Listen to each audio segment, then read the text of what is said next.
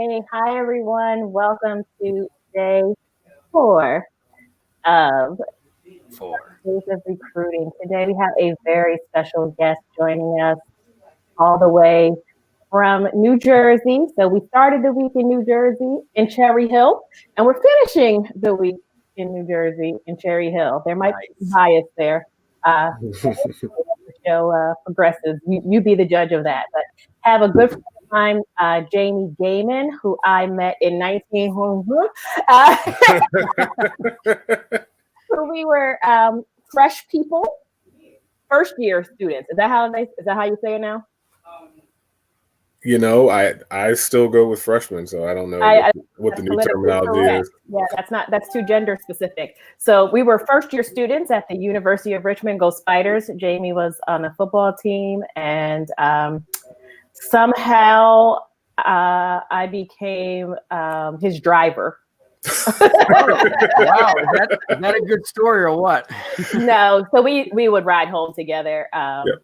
And if we have time, maybe we'll tell that story about that horrible Thanksgiving, perhaps that horrible Thanksgiving drive. But Jamie, thank you so much for being on the show today. Come and talk about all things recruiting and all things holiday cheer.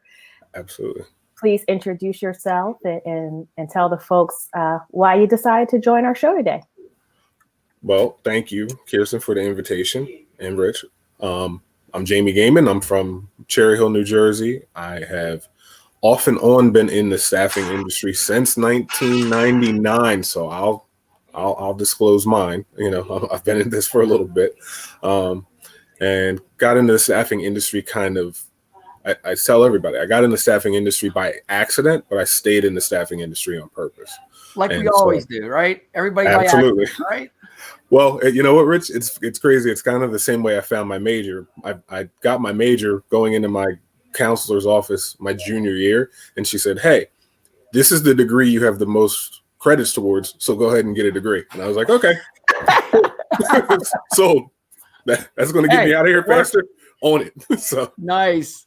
And then ended up in staffing, but like I said, just kind of have committed to it long term and love it. Obviously, Kirsten's a friend, so when she offered me the invitation, I had been out for a little bit, and so just coming back in with a new company, really excited about what we're doing, some of the projects that we're starting, and I'm really helping them to ramp up their D&I practice. So I'm really pumped about what we're doing, working with my first sales partner from my first turn in recruiting, who started his own company. So I'm really excited about what we got going on. So you started in the fast-paced third party, agency seems to be a bad word these days. When we say agency recruiters, people are like, I don't want to hear that. It really is. It gets a bad name. Like to me, it's kind of like network marketing. Like everybody, as soon as you hear network marketing, you're like, oh, network marketing sucks. And it's like, no, there's some people who are really having success with it when they do it in a professional way.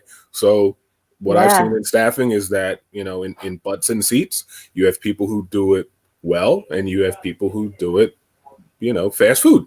And it just, it works out that way. Yeah. And it makes the entire profession look worse than what it is. It's not the profession. It's certain people have certain practices that they put in place that just don't necessarily mesh with putting off the most professional appearance out there. So, but I love staffing. That experience, though, as I started in a staffing agency as well, that was the benchmark. And even as corporate recruiting started to be its own kind of thing and, really separate and have its own branch in HR or wherever they would put it inside of an organization, like that was the model. Like we looked at what the agencies were doing, Right. Even there was a time in the early 2010-ishes around there, even maybe before that, where job descriptions looking for recruiters, especially in tech and healthcare, they were like agency background preferred, Right. Yeah.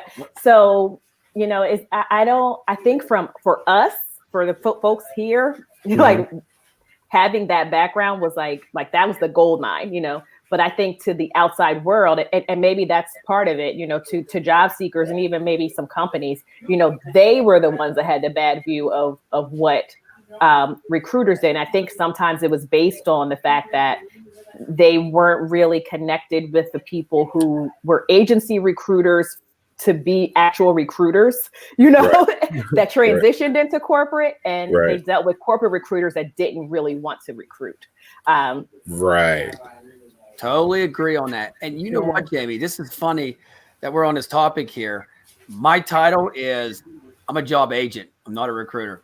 I'm your agent. So I represent you. And you know what? That breaks the ice the first 10 seconds of talking to somebody, because I hate to say it, I'm sure you know this. Every time you talk to a candidate, 9 out of 10 has got burnt by somebody. You know what I mean? Not a callback. Yes. So we have to put that fire out right off the bat.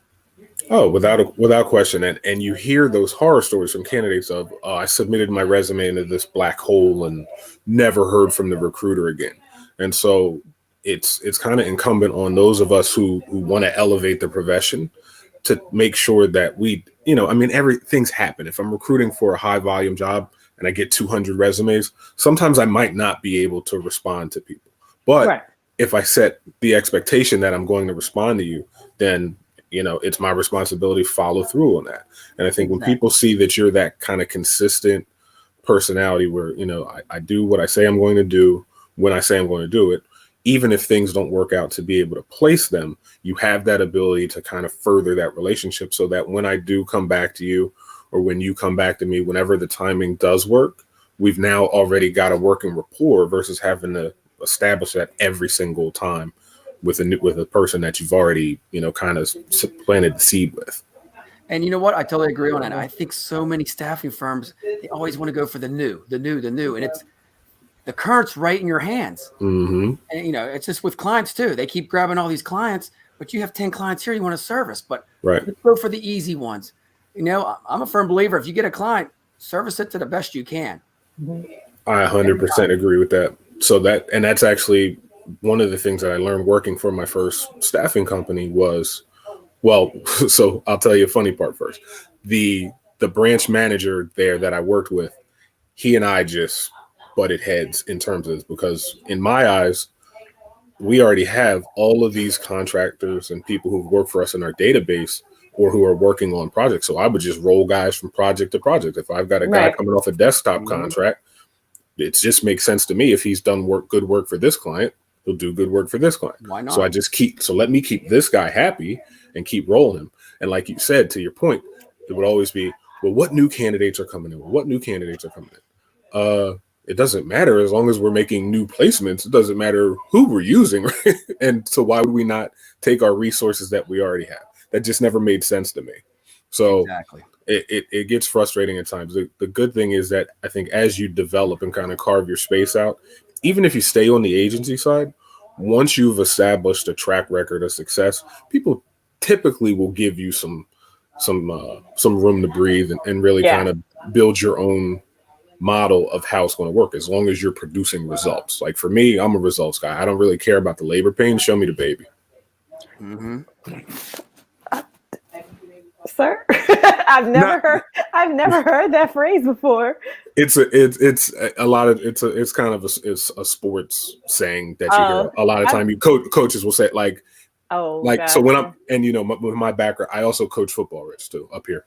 Nice. And so a lot of times when you're coaching an athlete, they want to tell you all the details. They want to tell you, well, this is why I didn't do it. This is why I didn't get it done. And for me, results matter. I don't really care about your excuses. I'm sympathetic to the fact that you may have had something occur that precluded you from doing this, but 9 times out of 10, it wasn't a matter of this big thing that happened. It was a matter of you choosing to prioritize something else instead of this. And so my thing is, hey, you know what? I'm excited about the baby. Yes. The labor pains, that's part of the process. If you decided to get pregnant, there were going to be labor pains. So we all know that. So okay. Okay then. But you know what, Jamie, real quick, I love, because I'm a football coach up here in the north, that I love how you use that. I'm the head coach and they're the player, and together we're a team. Yep. And I hold them accountable like that. You know what I mean? It's Absolutely. not, I'm your recruiter, I'm your job agent, I'm your head coach, you're the player. Together, we're both going to get you a job. Now, if you mess up or I mess up, what's going to happen? We're going to lose, right? Absolutely. And you have that mindset. They love that. 9 out of 10 people love that because you're holding them accountable. They never had that before, You're more like their friend is what I'm trying to say. You know what I mean? We have to. We're in the human connection industry. So you got to be their friend. Just like an initial conversation, and I'm sure you guys have this too. I don't interview them. I sit down like we're having coffee or beer first time we talk. I want to get to know you. Right. What your goals are and stuff like that. Because if you're not looking for a job, you're wasting my time, right? 100%. And then what happens then? We have trust, right? And then the rest is history. Absolutely. You just touched on the T and the A in the trap. So there it is. There it is. Yes. So you talked a little bit about, and that was going to be my next question. You mentioned having stepped away from recruiting as your primary career for some time, and now you're back doing both D&I, business development, and recruiting. So can you tell us, like, what do you see, like, what's changed for the better? I like to stay on the positive side of things. What's changed for the better? Excellent question. So I can right now. I actually just came back on Monday, and so I'm fresh back in. Oh, okay. But I can tell you from what I've seen working with our company, the biggest thing that I've seen so far that's different is, with what's been happening this year, the focus on diversity and inclusion, that companies are taking the step to really understand and listen to and know that different people inside of their organization have had different experiences in their lives. It's crazy. So I was actually on a call, Kirsten, last night with a bunch of alumni athletes from Richmond, and we were on with Dr. Crutcher. Oh, okay. And so we had an opportunity to really hear from him kind of the vision of where he sees University of Richmond going.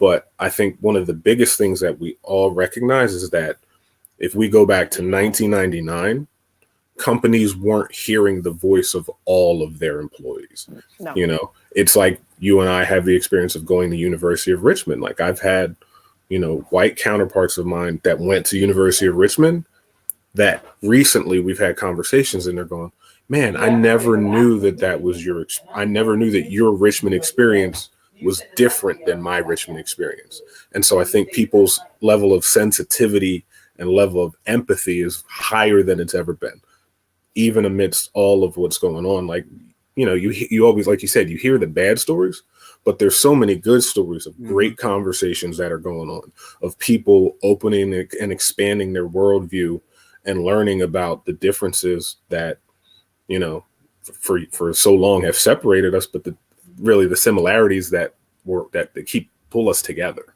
Right. And I think that we spend a lot of time just like when we think about diversity, well, in my experience, when we think about diversity, a lot of people are like, I want someone that's different. I want someone that's different. And we use that as like a crutch or something instead of the difference is what's going to make this relationship, this network, this person add value to me, add value to my team. We don't see it that way. Like we're looking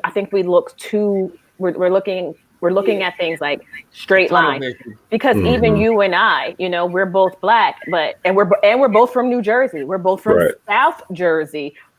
We both went to University of Richmond during a time, for sure. During a time.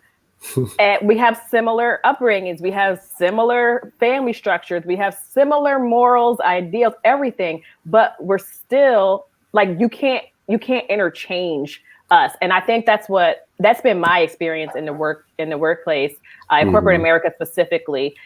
People trying to use me as like this puppet, like interchange me. Like I need a Black. Kirsten. Ding ding ding ding ding. Oh, Kirsten's not here today. Where's the other one? Like, Where's the other one? No, I'm being. And you know what? I totally understand. I totally understand where you guys are coming from. I don't know, Jamie. Kirsten knows, but I'm starting a new, it's called Revive Workforce, and my business partner is minority. Yeah, and we are teaming up, and we're going to be the powerhouse together. And I think that's what we need is unity. You know what? We don't judge nobody. We're here for one common goal, to love life and be together. And I think that's overshadowed because we see all this negative stuff on TV. I really think a lot of people are uniting now, but we don't see that because the media wants to put something else out there. Right. Oh, 100%. And I think, Kirsten, to your point, right? I think the shift in diversity is that as diversity initiatives first started, and we've kind of seen, the groundswell of those from the beginning. Yeah. But a lot of the problem was that diversity was designed at that time for a company to produce a result. So all they were focused on was the result of, we have 10%. Well, we got to get to 11%. 10? What company had 10? I'm being well. My old company did, because all they did was recruit athletes. So you know where I came from. So all they did was recruit former athletes. So they had a lot. That's true. But it was like diversity was this destination. And one of the things that Dr. Crutcher said last night that really hit me was that not only the goals and initiatives that we put in place, we're not going to see the full end result of it. Like, we're not going to be the ones that see it to the promised land. Like, let's call a spade. Like, racism is not going to end in the next 40 years. It'll get better, and it'll be better for our children and our children's children than it is today. But these things aren't going away. It's the process. It's the destination. It's the conversations. It's helping people take one step down the road. It's not we ease on down the road and we're in the Emerald City today. Like, it's not. It just doesn't happen that way. Right. So I think when companies focus and really have that vision that, we're working on 100-year project in terms of diversity. The people who are alive today aren't going to see the end of that road, but maybe that next generation will, or maybe the generation after that. It's a process. We're less than one generation away from a time where Black people were second-class citizens in this country. Like, that's not me making something, like, that's fact. You know what I mean? Like the Civil Rights Act of 1964. 1964 is not that far behind us. So we've got a lot more time to go. But just in this amount of time, we, like you said, Kirsten, we also have to acknowledge the progress that's been made, for sure, and not lose sight of it, but also not be satisfied with that this is where it ends. Like, this is the beginning. I think that's where I'm having trouble, is that people are complacent because they're seeing more the first, this, and there's a lot of representation. And I put this up yesterday again, that, just because you're qualified or overqualified, it doesn't mean that you're not a token. It doesn't mean that you're just not filling a space. Having a seat at the table does not mean that you're eating the same meal. And nor does it mean that you're empowered. Again, I don't want to get too far down that road, because we're doing holiday cheer. We're doing holiday cheer, and I'm not going to be disgruntled today. So, what are you most looking forward to in your new job? That's very exciting. Congratulations on starting your new role. What are you most looking forward to in for the rest of 2020 and then 2021? So honestly, for me, 2020 has been a rough one. So I'm not gonna exaggerate that. Unfortunately, I lost my mom this year. And so, I'm thankful and excited about spending time with the family that I do have remaining. Her sisters are still alive, and we're all up here in New Jersey. We had a social distance Thanksgiving, which was weird for us because we were used to sitting at the table, but this is the new reality. When you have senior citizens in the family, you got to be mindful of, potentially keeping them safe, so it's not just about what we want. So hopefully by, 15 days from now, maybe we'll have a lift of some of the restrictions and be a little bit, I know. Not here. Virginia's actually going back. The no more dining inside. Yeah, I mean, we've been in the red for a while too, so I'm just being optimistic. But either way, we still have the opportunity to spend some time. I have some time to spend with my girlfriend, which really we spend a lot of time together right now. But just kind of relaxing, decompressing, kind of getting my game plan together on how to attack 2021 the way I want. There may be some location moves in the plans, in the works. Somewhere warm, warm. Maybe it's possible. Palm trees, beach. No palm trees. Well, there may have been a change since the last conversation you and I had. Yes. And so this, I don't know who in your audience this will hit, but for me, I moved back to New Jersey about 9 years ago to take care of my mom. And so, after being a primary caregiver for, almost 10 years,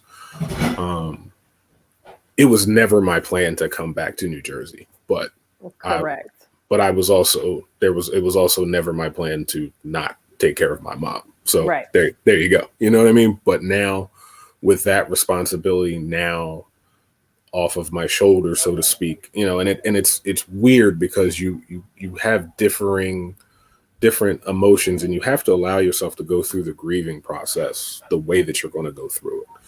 That's my bottom line. So at the same time that there's the grief and there's the sense of loss, having been a primary caregiver for 9 years, there's also a sense of relief and a sense of being able to focus on my needs and focus on growing myself and getting back to and doing the things that just from a logistical standpoint weren't able to be concentrated on because I had to make sure, I had to have a career where I had some flexibility where I could go if my mom had a doctor's appointment or take her if we needed to go to the hospital, different things like that now mentally, I don't have to think about that.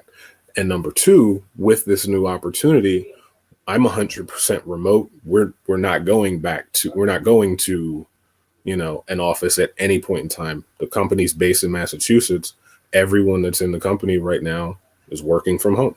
Right. The owner has thrived doing that. He likes the model, and it actually gives us a competitive advantage, I think, because I think a lot of companies are going to have to move that way, whereas we're already there. So not only can we provide recruiting support, but we can provide support in, hey, these are some things that have worked for us in terms of working 100% remote that you might want to think of. So it adds that extra value to the companies that we work with. So I love that. Remote. 99.9%. That's what I am. I love it. That's it. But your office is the world, Rich. Like you really are. Like you make your office wherever you are. You're working wherever you are. Every time I go to the grocery store, you'll love it. I have a mask that has the Staffy Shark on it, and then people ask me, and I get people to connect with me just like that. Oh yeah, I'm working 24/7, but it's not even working. I'm enjoying it. It's like I'm helping people. It's not. I don't think staffing and recruiting's work. I think it's fun if you really embrace it. It really is. It's work for me. Well, you got that one in your hand, so you're good to go, right? Yeah. I do, because I promised. I said, you know what? I'm going to finish this bottle. I've been drinking on it for now 3 days. Well, there you go. Consistency.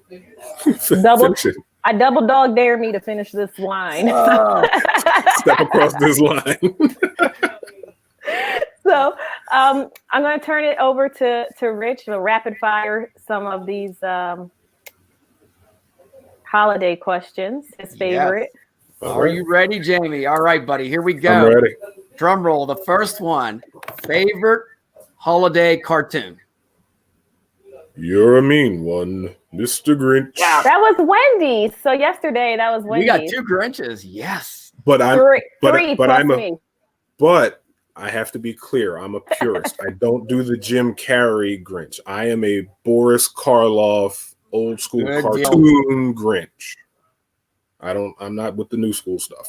I love the classics. You gotta love them. Frosty, Santa Claus, the classic one, where Bumbles Bounce. Oh my, Rudolph with Baby New Year, the good stuff with the big ears. Oh boy.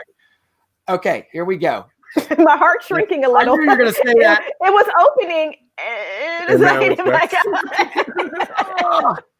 My heart for Christmas is tightening back up. Oh, but I do understand. It's the commercial side. Oh, I'm sorry. Right. Go ahead. Favorite holiday song? Favorite holiday song? This Christmas, Donny Hathaway. Yeah. As soon as I hear that on like November 28th, 29th, I know that's coming, and I know Temptations Christmas is coming. As soon as I hear that, that gets me in the mood. As soon as you hear In My Mind. In My Mind. That's the beginning of the Temptation song of Silent Night. No, when I hear the musical intro. Oh, okay. Like when you know a song, you hear the musical intro, you're like, oh, there it is. Yeah. And as soon as I hear that, okay. Got a great beat. Christmas time. Yep.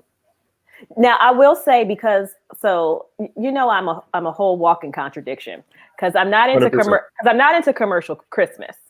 Mm-hmm. But I do watch those goofy holiday movies. Hallmark. Not just Hallmark. Netflix. Like, I'm stuck on Netflix. I'm going down this whole princess Christmas. And you know what the ending is going to be. It's the same every ending time. every time. The civilian becomes the queen. I mean, like, that's how it works, right? Wait, so it's since you brought this up, I have to ask: have you seen the commercial for the new Mario Lopez Lifetime thing? I have not. I'm staying away from that. With the KFC. No. Oh my! I want to watch because I want to see what a train wreck this is going to be. Mario Lopez. Mario Lopez as Colonel Sanders. Like, what? In a love story? Like, that's in a love story. So weird. No, but I was going to say, with those movies, they keep remaking the Stevie Wonder song. So when I hear I'm like, right. It keeps you candles burning low. I'm like, okay.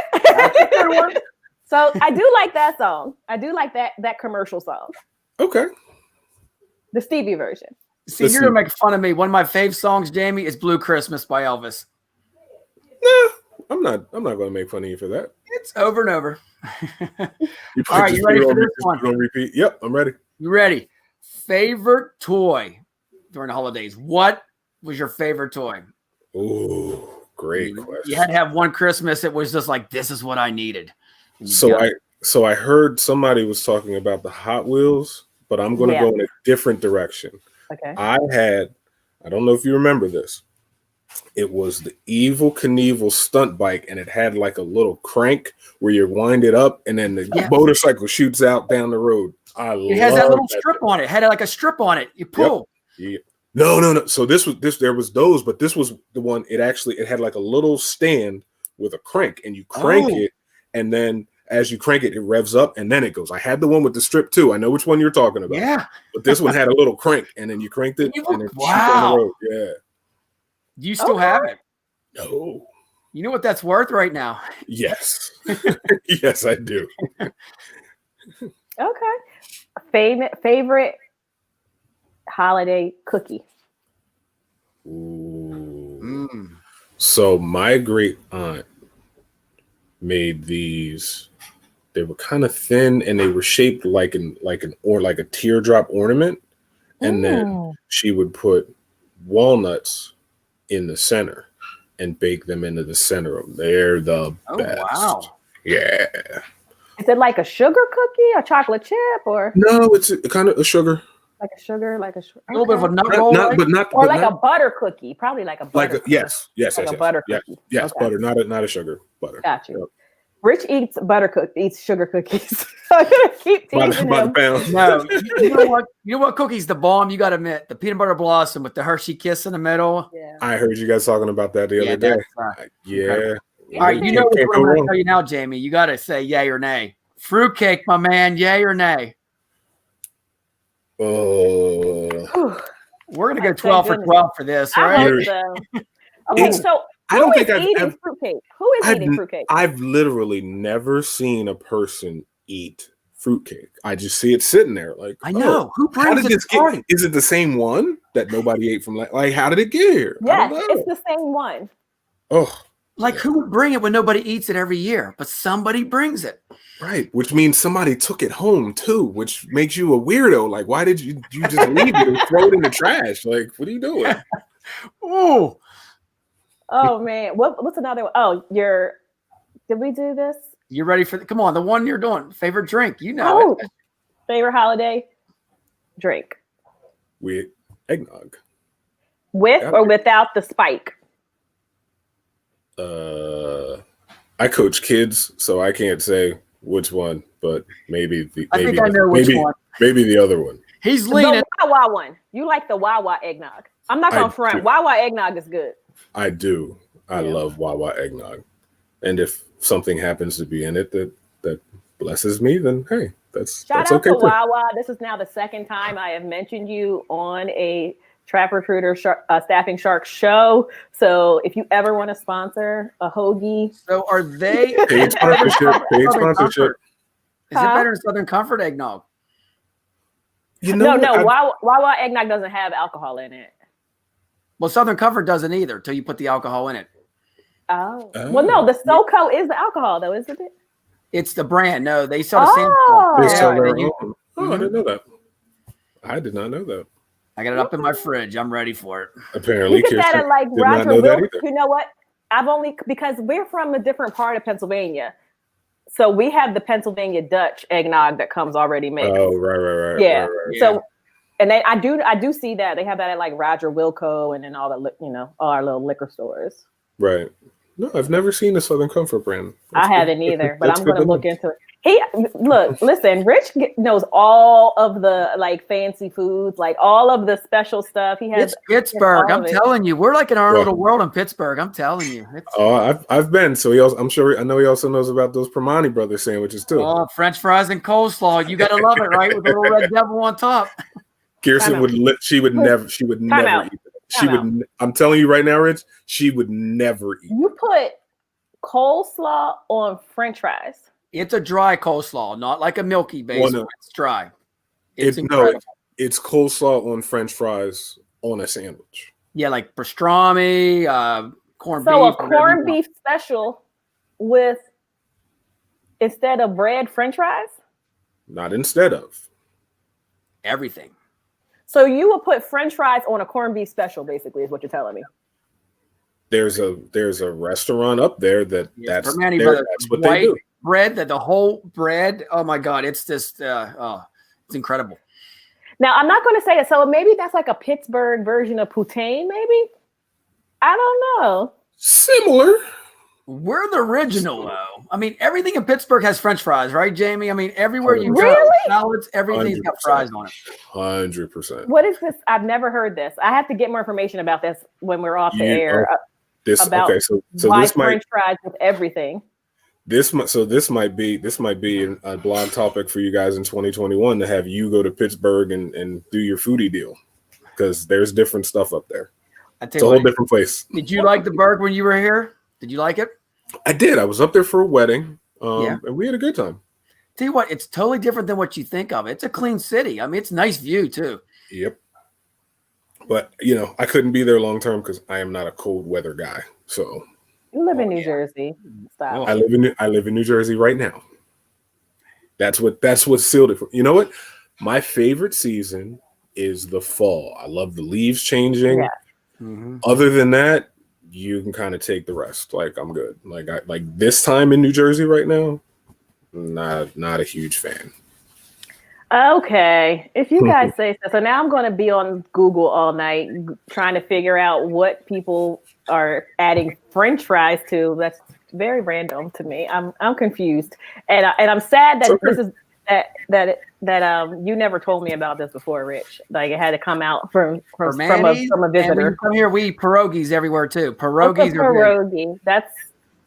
That's so pierogies are not a Pittsburgh thing. Yeah. Correct me if I'm wrong, Rich. That's a Greek thing, right? Yeah, but you know what? Everybody like during the holidays, like Easter, everybody has like all the churches make pierogies. I don't know if you guys have the pierogi fest on Friday. What is it? It's like a pot, like a pasta doughy ball thing, right? With potato inside, all kind of different kinds of potatoes. So, do y'all grow potatoes in Pittsburgh? Is that what I'm missing? No, we just fry everything.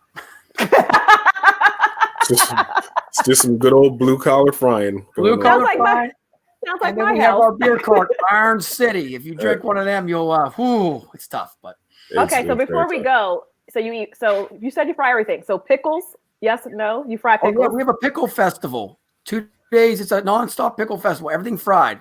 You fry Oreos too? Yes. What about butter? I've heard someone that said they fried butter. How do you even fry butter? Like bread butter and then fry? Yeah. The same way you Like fry a an fair. Oreo. Yeah. Yep. Please don't eat that.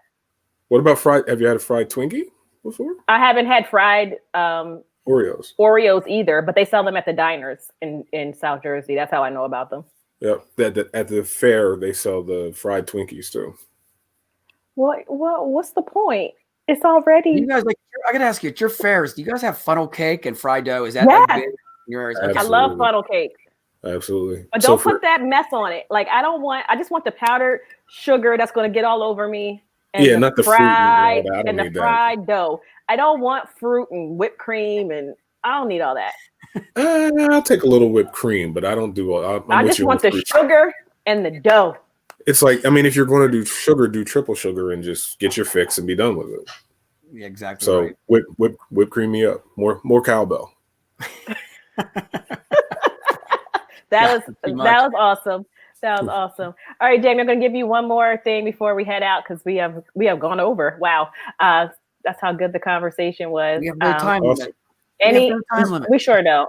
Any words of advice for our recruiter watchers and listeners? The number one skill that you need, the number one ability that you need to develop as a recruiter in any sales role, but especially as a recruiter, is empathy for other people. You need to be able to put yourself in other people's shoes because you have no idea, especially during the holiday time, you have no idea what that person is experiencing, overcoming in their life. You have no idea what's happening in that house when you get off the phone with that candidate. Could be dream, could be nightmares. You have no idea. But being able to develop a level of empathy for people has really served me well in this industry, and I think it's the cornerstone of being good in recruiting or business development. I love it. Thank you so much. Before we go, I just want to shout out Rich for all your work at Toys for Tots today. Yeah, before I got the shirt on, I just wear this shirt. Day 1 of day 4, so I'm still fresh. By day 4, I'll be beat. But no, it was great. Anybody that's giving toys out this year, just thank you so much across the whole country. I mean, these kids need that at this time. Yes. And awesome. and then lastly, I want to shout out to our Jewish brothers and sisters and that we wish you a very happy Hanukkah Festival of Lights for the next 8 days. Absolutely. All right. Thank you guys. We will see you on Monday, the 14th for day 5. Again, another exciting guest, Josh Rock, who runs runs a Twitter chat. He'll talk about that. It's pretty popular, helping folks get jobs. So, awesome. Yep. We'll see you guys then. Have a great weekend, and make sure you tune in on Monday. This is Kirsten and Rich signing out because he didn't say his name. I'm saying it now. Happy start, you know it. So, hey, happy holidays, Jamie. Once again, thank you so much, and we'll see everybody next week.